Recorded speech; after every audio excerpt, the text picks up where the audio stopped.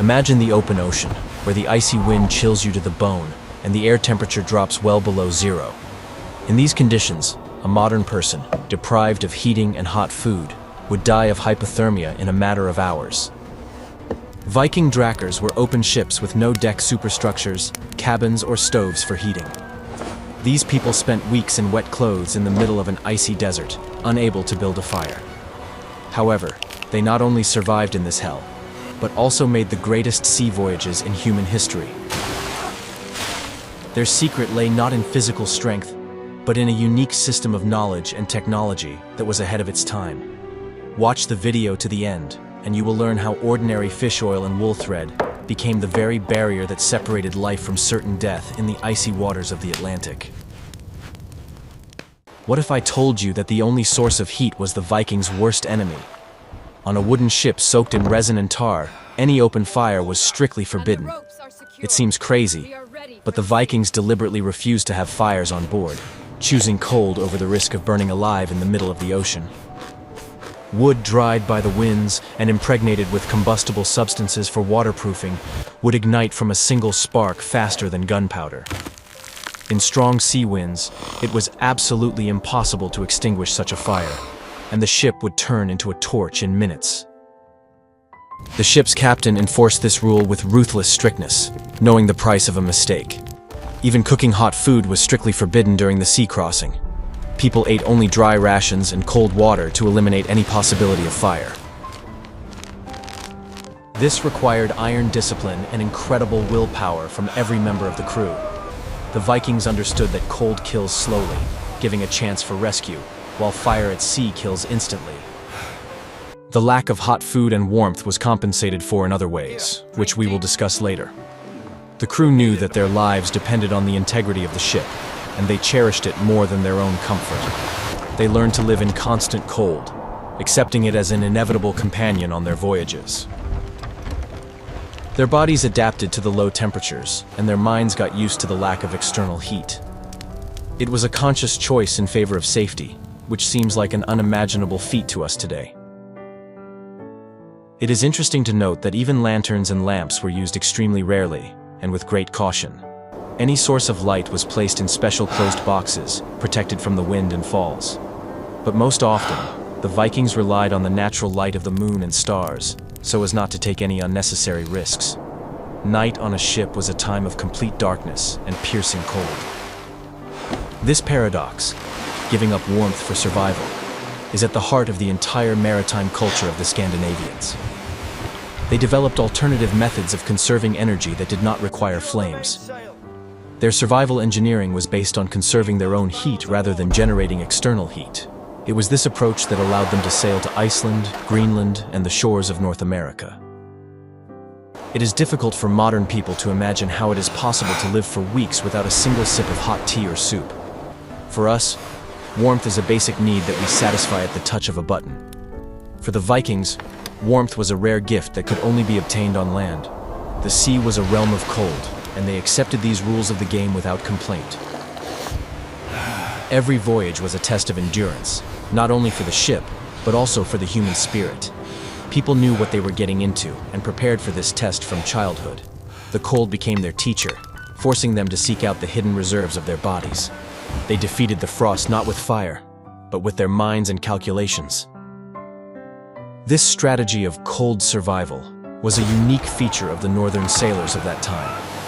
Southern peoples, accustomed to warmth, would hardly have been able to endure such conditions for even a single day. The Vikings, however, turned their ability to endure the cold into a strategic advantage.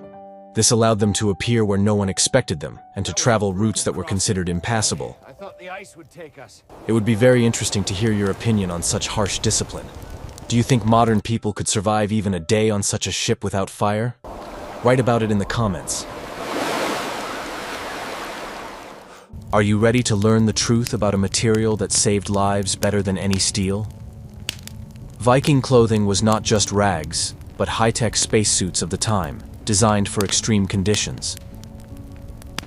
The basis of their wardrobe was wool, which has unique properties that even many modern synthetic fabrics cannot surpass. The secret was that wool retains heat even when completely wet. Natural wool fibers contain lanolin, an animal wax that repels water at a microscopic level. Even if a wave covered a sailor's head, water did not penetrate deep into the fiber structure. The inner layers of clothing remained relatively dry and continued to trap warm air close to the body. This property was critical in conditions of constant spray and high humidity. The Vikings used the principle of layering 1,000 years before it became standard in mountaineering. The first layer was a thin woolen shirt that wickeded moisture away from the body. Over it was worn a thicker tunic, creating an air layer. The top layer was a heavy cloak made of coarse wool, often lined with fur. Each layer had a specific function, working together as a unified thermoregulation system. The air trapped between the layers of fabric was heated by body heat and created a protective cocoon. The more layers a person wore, the better they were insulated from the outside environment. At the same time, wool allowed the body to breathe, preventing overheating and sweating during hard work. Particular attention was paid to the density of the weave and the quality of the thread. Women who wove clothes for their husbands knew that the life of a sailor depended on their work. The fabric was made as dense as possible so that it would not be blown through by the icy wind. It was a real windbreak, created by nature and reinforced by human craftsmanship. Viking pants were also sewn loose so as not to restrict movement and allow additional layers to be worn underneath. The legs were protected by thick woolen socks and leather boots, which were regularly impregnated with fat. Keeping the feet warm was one of the main tasks, as the mobility of the warrior depended on it. Interestingly, Vikings often slept in these clothes, without changing for weeks. Taking off wet clothes in the cold meant instantly losing precious warmth. Therefore, they dried their clothes directly on themselves, using their own body temperature. This required enormous energy expenditure, but it was the only way to survive. Viking cloaks were often used as blankets while sleeping. The thick felted wool worked like a modern sleeping bag, protecting the sleeper from wind and precipitation. One such cloak was highly valued and guarded like the apple of one's eye. Losing a cloak on the open sea could be a death sentence. This clothing was heavy and rough, but it was ideal for the harsh conditions of the North Atlantic. It was not afraid of salt water, dirt, or mechanical damage. The Vikings trusted their clothing with their lives, and it did not let them down. Nowadays, we are used to membrane jackets and thermal underwear, but the principles remain the same. Why do you think natural wool is still considered one of the best materials for cold weather? Want to know a secret that will change your perception of personal space? On the open sea, the concept of privacy disappeared completely, giving way to collective survival. The Vikings used their bodies as living heaters, creating a unified heating system while they slept. They slept close together, literally on top of each other's heads, to minimize heat loss. Special leather bags designed for 2 or even 3 people were used for this purpose. Climbing into such a bag together, people warmed each other with their breath and the heat of their skin.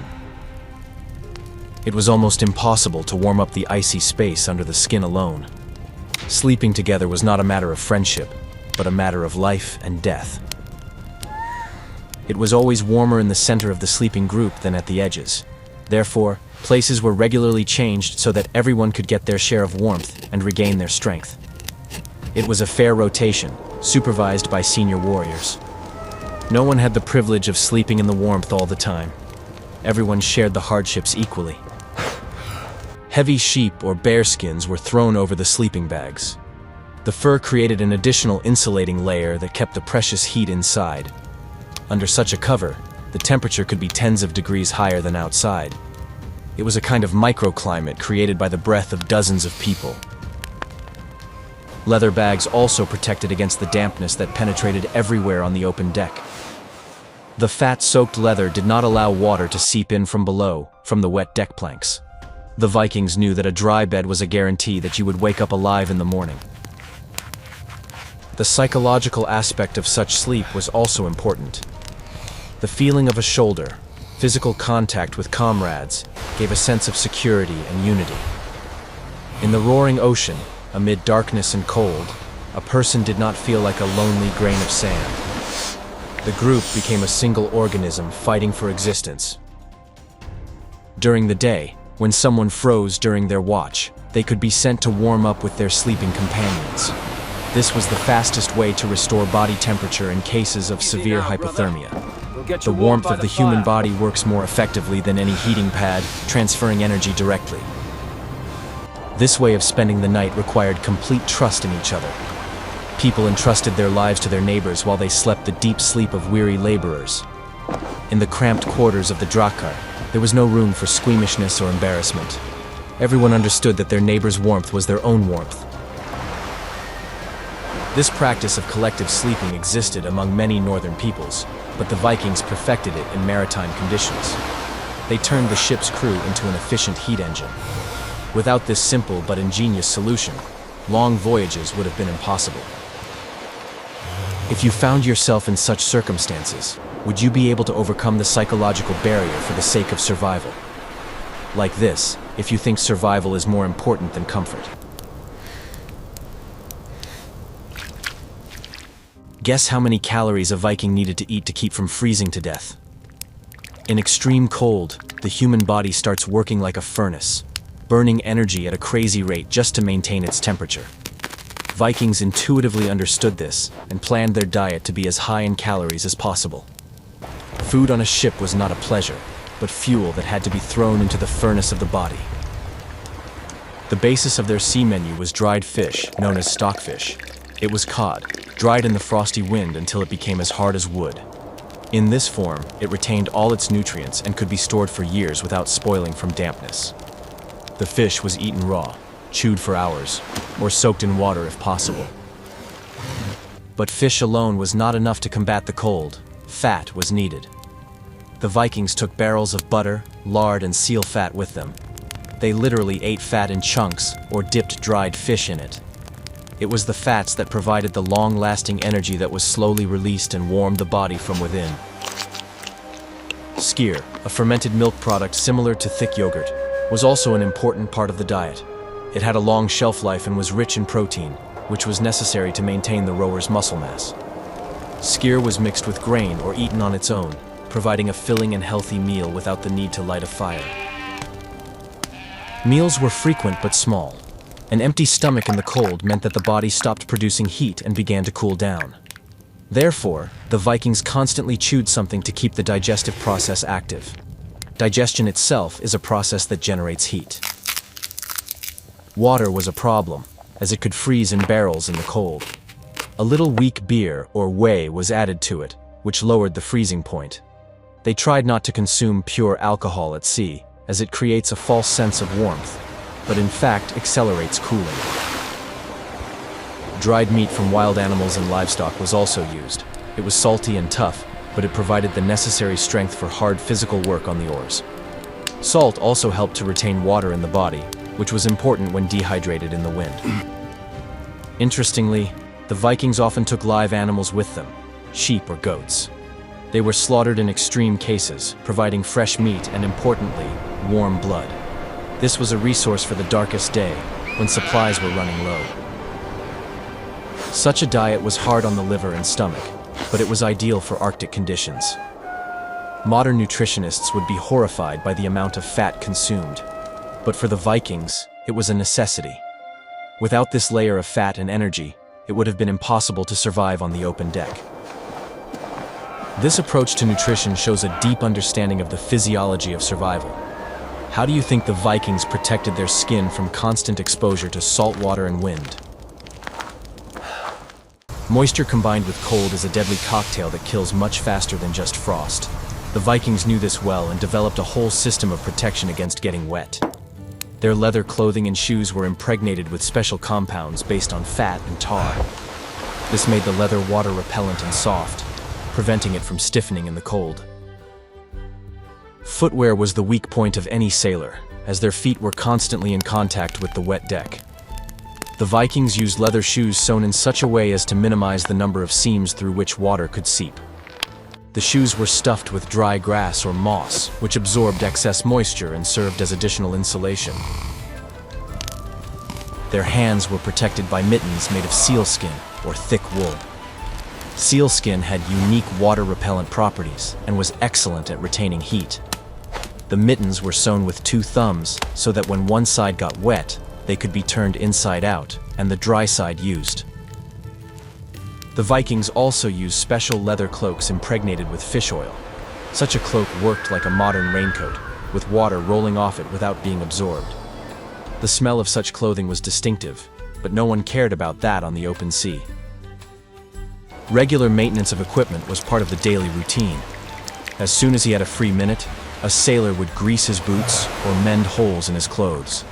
Any hole could become a pathway for icy water, so equipment was kept in perfect condition. Hair and beards were also greased with oils to protect the face from frostbite and chapping. The greasy film on the skin created a barrier against wind and salt spray. It was a kind of ancient weather cream. Particular attention was paid to the timely removal of water from the ship. The Vikings constantly bailed out the water that accumulated at the bottom so as not to sit in an icy puddle. A dry deck was a guarantee that their feet would remain at least relatively dry. Even the sails were impregnated with special compounds to prevent them from becoming heavy with water and freezing over with a crust of ice. An icy sail could capsize a ship, so the fight against moisture was waged at all levels. It was a never-ending battle with the ocean, which tried to soak everything. These measures allowed the Vikings to remain functional even in the wettest conditions. They could not stay completely dry, but they could control the level of humidity. This ability to balance on the edge of getting wet was their art. The techniques for impregnating and treating materials were passed down from generation to generation. Each family kept its secrets about the composition of the ointments. Without this chemistry of survival, no ship would have gone far from shore. What if I told you that hard work was not a punishment, but a salvation? There were no passengers on a Viking ship. Everyone worked, and that saved them from freezing. In the open sea, where the icy wind penetrated to the bone, simply sitting still meant certain death. Physical activity was the only available and most reliable way to warm up quickly without building a fire. When a person felt the cold creeping in and their fingers losing sensitivity, they did not wrap themselves in a cloak, but went to work. Sailors immediately took to the oars or engaged in heavy rigging to start their body's internal furnace. Rowing is extremely hard work, requiring the use of all muscle groups from the legs to the shoulders. The oars were long and heavy, and the resistance of the cold water required enormous effort with each stroke. After just a few minutes of such intense rowing, the body became hot, even in severe frost. The heart began to beat faster, pumping hot blood through the veins and warming frozen limbs and internal organs. Sweat appeared on the forehead, and the cold receded, defeated by the person's own energy. Rowing was the best heater on the ship, and it was always at hand. The rowing shifts were organized so that people alternated between periods of high activity and necessary rest. Usually, the crew was divided into several groups that replaced each other at certain intervals. This allowed the entire crew to maintain their overall tone and prevented anyone from freezing completely or becoming exhausted. While one shift rowed furiously and sweated, the other rested under warm fur skins, retaining the heat accumulated during work. This conveyor belt allowed the ship to move forward and the people to remain alive and capable. In addition to rowing, there was always a lot of other hard work on a wooden ship that required physical effort. Dracars were flexible structures, and water constantly seeped through the plating, which had to be continuously pumped out or scooped out with buckets. It was also necessary to regularly repair the sails, move cargo, and steer the heavy rudder oar. Captains and helmsmen kept a close eye on the condition of the crew and deliberately came up with tasks if they saw that the team was starting to stiffen from inactivity. Movement was compulsory and vital because apathy, lethargy, and drowsiness are the first and most insidious signs of hypothermia. During the storm, the adrenaline and tremendous physical exertion were such that the cold was completely forgotten. The struggle against the raging elements required complete dedication, when every movement could be decisive for the salvation of the ship. In such a stressful situation, the body worked at the limit of its biological capabilities, releasing a huge amount of thermal energy. Fear and tension made their blood boil, and their muscles worked twice as hard. At such critical moments, the sailors became hot even under the icy rain and squally winds that knocked them off their feet. Even in calm weather, when the wind was favorable and rowing was not necessary, the Vikings did not sit idle. They organized friendly sparring matches, wrestling, or playful competitions right on the narrow deck. This not only maintained high morale and team cohesion, but also effectively dispersed stagnant blood. A static body position in the cold was the most dangerous enemy, creeping up unnoticed. Therefore, any excuse to move around, swing your fists, or just stretch was always warmly welcomed by all crew members. Working with the sail was also a great way to warm up, as it required climbing the rigging and manipulating a huge canvas.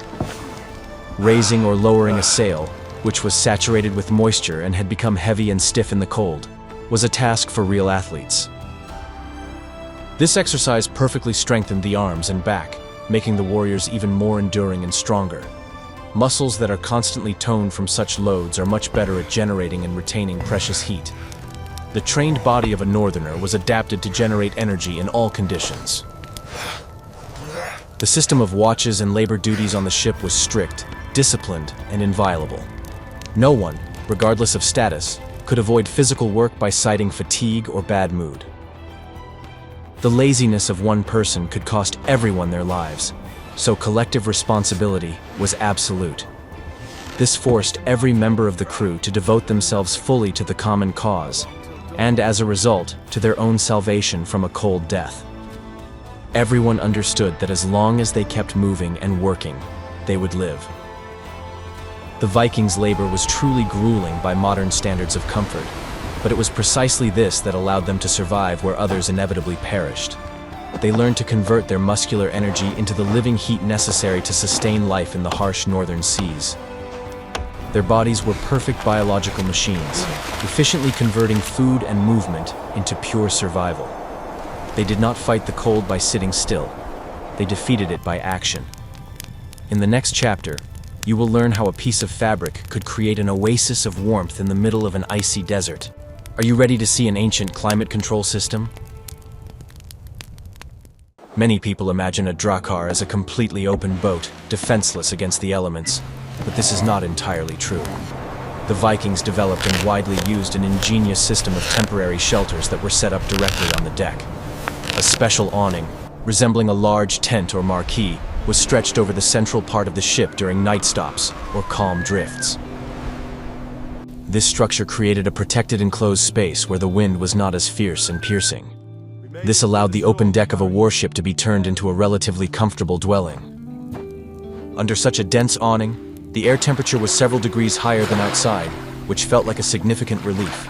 The absence of wind, which constantly carries heat away from the body, played a decisive role in preserving the crew's energy. This warmth was enough for the sailors to take off their wet outer clothing, dry it, and rest a little in the warmth. The awning provided reliable protection from endless rain, sea spray, and snow, creating a dry area. The presence of such a dry island was critical to maintaining high morale among the crew during the long voyage. The design of such a deck tent was collapsible, modular, and very durable. Beautifully carved wooden poles were inserted into special grooves or fastenings on the sides and deck, creating a sturdy frame. A thick woolen or linen fabric, often woven by the sailors' wives themselves, was stretched over this frame. The entire installation took an experienced team only a few minutes, which was vital in changeable sea weather. The speed of assembly allowed them to take shelter from a sudden squall or quickly prepare for the night.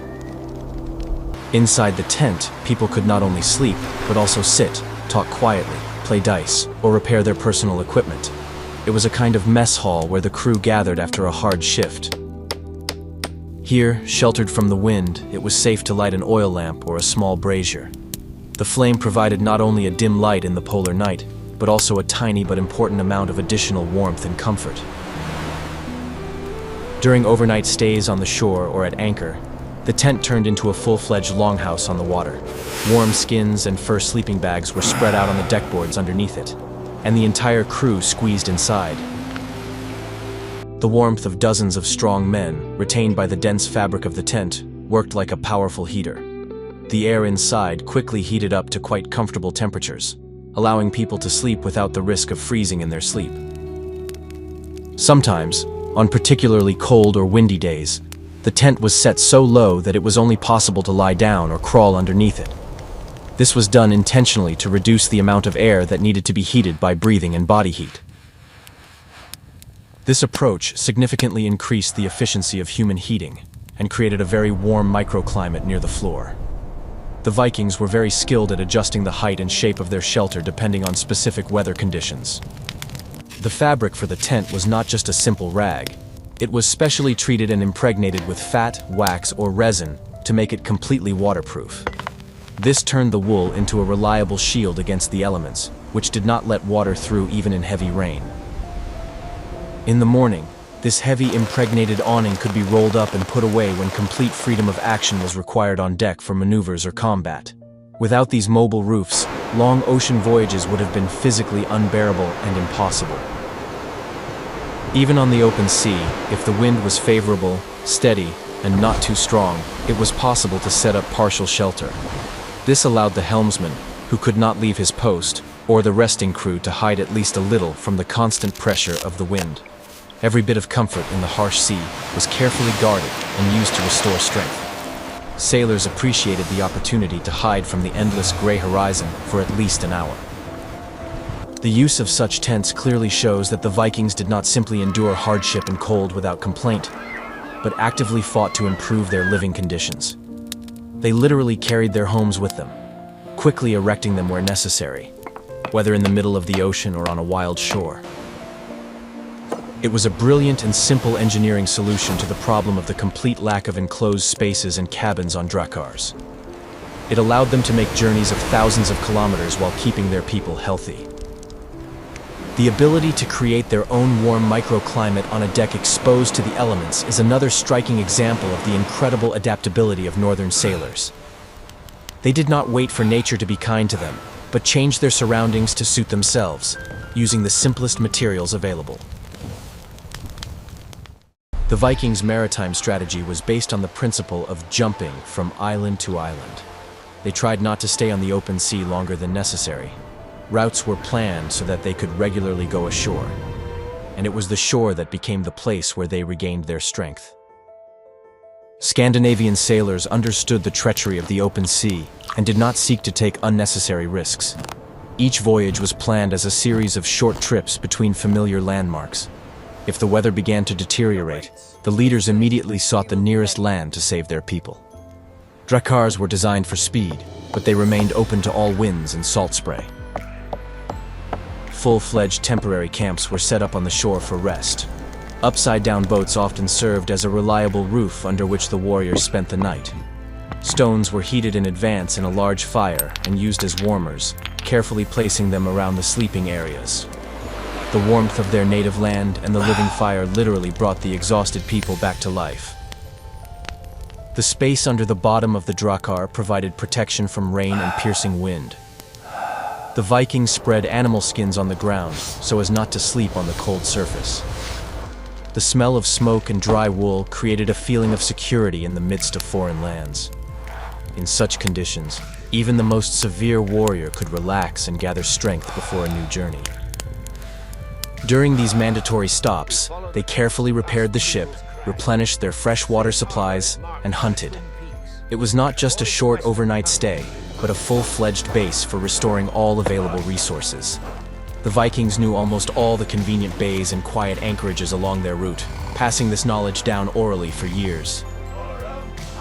Experienced helmsmen remembered every rock outcrop and every river mouth along the entire route. If the hull of the ship was damaged by waves, it was inspected and caulked right there. Hunters brought back fresh game, which greatly boosted the morale of the crew. Water supplies and leather bags were always replenished at the first opportunity. If landing was impossible due to the hostility of the locals or steep cliffs, they would look for at least temporary shelter from the wind in deep fjords. Simply calm water without high waves already gave them the opportunity to rest better and get themselves in order. Silence was as important a resource as the warmth of a fire. In closed bays, the Drakar stopped bouncing wildly on the waves, and the warriors could finally sleep. The absence of rocking allowed them to do minor repairs to their equipment right on board. Even if it was impossible to go ashore, the calm between the rocks provided a necessary respite. Sailors used this time to bail out excess water and check the condition of the cargo. Psychologically, the shore was the main point of reference and the main goal. The thought that in a couple of days there would be a hot fire and solid ground helped them survive the icy hell of the open sea. The hope of imminent rescue was the most powerful incentive to keep going, despite the circumstances. The Vikings were not just warriors, but also people with iron endurance, which had to be maintained. The expectation of solid ground under their feet gave them the strength to row even in a heavy storm. Everyone understood that rest and the opportunity to take off their wet clothes awaited them beyond the horizon. This belief in the shore united the team and made it a single organism. They often spent the winter on uninhabited islands, building temporary dugouts or sturdy stone shelters. The Vikings were able to settle in a new place amazingly quickly, skillfully using any materials at hand. Their way of life was incredibly mobile and easily adaptable to absolutely any landscape. Each expedition was a test of endurance, where the shore acted as a faithful ally. The Northerners did not try to fight nature. They learned to use its features to their advantage. The ability to stop in time and give people a rest was valued no less than courage in battle. Without this balance, the great era of discovery would have ended much earlier. This tactic of short runs allowed them to cover huge distances without exhausting themselves to death. They did not try to conquer the entire ocean in one desperate leap. They carefully ate it piece by piece, making sure to recover after each bite. The strategy of wise distribution of forces made the Vikings the masters of the northern seas for many centuries. Each stop by the campfire was a brick in the foundation of their great victories and distant journeys. Slowly but surely, they expanded the boundaries of their world, relying on solid ground. It was in this combination of fury and caution that the secret of their incredible success lay. Physical training is only half the battle. The other half is your state of mind. Vikings had a special worldview that helped them endure inhuman suffering in the harsh northern latitudes. They were fatalists who sincerely believed that the day of their death was predetermined by the great Norns. This completely freed them from the paralyzing fear of death and allowed them to focus exclusively on action. When a person believes that their fate is already written, they stop wasting energy on empty anxiety.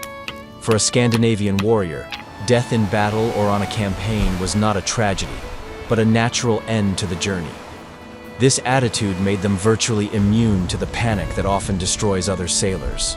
They faced storms not with trembling knees, but with the cold calm of people who know their fate.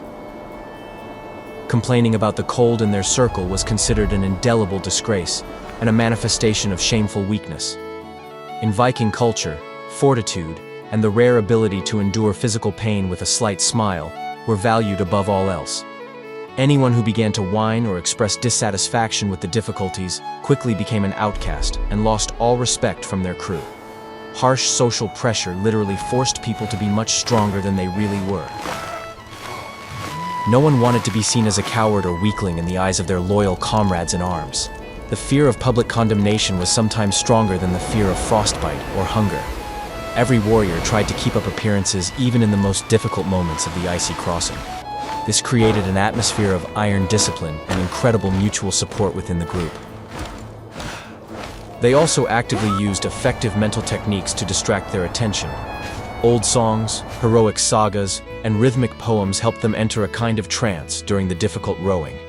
The monotony of the movements and the clear rhythm drowned out the body's alarm signals about the unbearable cold and accumulated fatigue. Their minds were completely focused on stories of great heroes of the past, completely forgetting about their frozen fingers. The ability to find humor in the terrible is a sign of tremendous inner strength and psychological resilience. Vikings often competed in wit right in the middle of a storm, cheering each other up with sharp words. This prevented people from falling into a pit of hopelessness and apathy. As long as laughter could be heard on board, the crew was considered alive and undefeated. A sincere belief in the gods and the protection of powerful ancestors gave the warriors a constant sense of security. Sailors often wore special amulets in the form of Thor's hammers.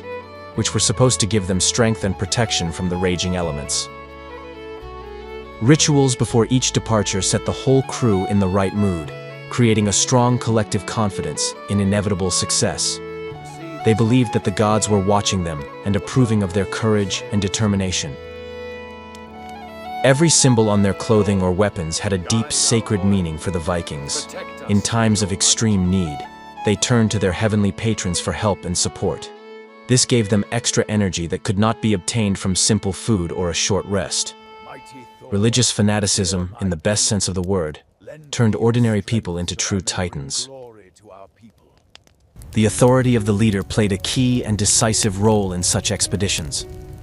If the glorious Jarl stood unshakably at the bow of the ship without a hat and did not show that he was very cold, no one on the team dared to show their weakness. The commander's personal example was the best motivator for the ordinary rowers. The leader always had to be the first in everything, including the ability to endure hardship and physical discomfort. Boys competed in endurance, trying to outdo each other in their ability to endure hardship. Girls learned to manage the household in conditions of perpetual scarcity of resources and heat. By the time of his first voyage, a young man already possessed all the necessary psychological defense skills. The harsh school of life turned them into people for whom obstacles simply did not exist. This psychological armor was no less durable than their steel shields or strong chainmail. They conquered the cold primarily by flatly refusing to acknowledge its power over them. The spirit always dominated matter in their minds, forcing the body to do the impossible. It was a triumph of human will over the laws of nature and biological limitations. It was this powerful inner core that allowed them to discover new lands and reach the shores of America. Where other people saw only icy death and the end of the world, the Vikings saw a new path to glory and wealth. Their ambitions knew no bounds because they did not believe in the existence of insurmountable obstacles. The legacy of the Vikings is not only bloody conquests, but also invaluable experience in human adaptation to extreme environments. Their methods of survival in the icy northern seas were the pinnacle of practical knowledge at the time. They never tried to fight nature openly, but carefully studied its laws and skillfully used them to their advantage. It was the wisdom of people who learned to live in harmony with the harshest climate on the planet. Modern scientific research clearly shows that many of the Vikings' decisions were absolutely justified. A diet high in animal fats, well-designed layered clothing, and a strict work and rest regime are fully in line with current recommendations. They came to these conclusions empirically, paying for their precious knowledge with thousands of lost lives. Their success story was written in blood and sweat, in the literal sense of the word. We are only now beginning to understand how profound their knowledge of medicine and nutrition was. Their ability to preserve vitamins in food during long voyages saved them from scurvy. Proper distribution of physical exertion prevented the crew from burning out quickly. What we call science was simply a matter of life and death for them. Their ships were true masterpieces of engineering, masterfully combining flexibility and strength. The open design, which seemed like a disadvantage from the outside, actually provided lightness and a shallow draft. This allowed them to approach almost any shore unhindered and even enter shallow rivers. They ingeniously turned all the apparent disadvantages of their transport into undeniable advantages. The Drakkar could bend in the waves without breaking, making it the perfect vessel for the stormy ocean. The speed these boats could reach under sail amazed their contemporaries. The Vikings created a machine that was faster and more maneuverable than any other ship of the time. This technical superiority ensured their dominance on the water for centuries. The genetics of the Scandinavian peoples also played an important role in their incredible achievements. Centuries of living in the cold north shaped people with a special metabolism that allowed them to tolerate the cold much better. But even with the best genetics, without the right survival skills, they would never have been able to conquer the ocean. Biology was only the foundation on which they built their great seafaring culture. Their bodies were adapted to temperature fluctuations and high humidity from birth. However, the Vikings did not rely solely on their innate abilities, constantly improving their skills. They knew that nature does not forgive mistakes, even for the strongest and healthiest warriors. The combination of natural strength and accumulated experience made them almost invincible. The history of Viking sea voyages convincingly teaches us that there are no absolutely hopeless situations. There is only a critical lack of preparation and necessary knowledge about the surrounding world. Simple human ingenuity and constant observation can easily replace the most complex devices and modern technologies. The Vikings proved this by their example, going where others did not even dare to look. Their example inspires us to seek new solutions in the most difficult circumstances. The main thing is not the availability of expensive equipment, but sharpness of mind and a willingness to learn from nature itself. Even today, these principles remain relevant for any explorer or traveler. The wisdom of our ancestors continues to work if we are willing to listen to it. Today, when we look at the icy and dangerous waters of the North Atlantic, it is very difficult for us to believe in the reality of their exploits. The idea that people cross these vast spaces in open boats often seems like pure fantasy to us. But for the Vikings themselves, it was just a normal job, very hard and dangerous, but vitally necessary. They did not consider themselves heroes. They simply did what was necessary for the survival of their people.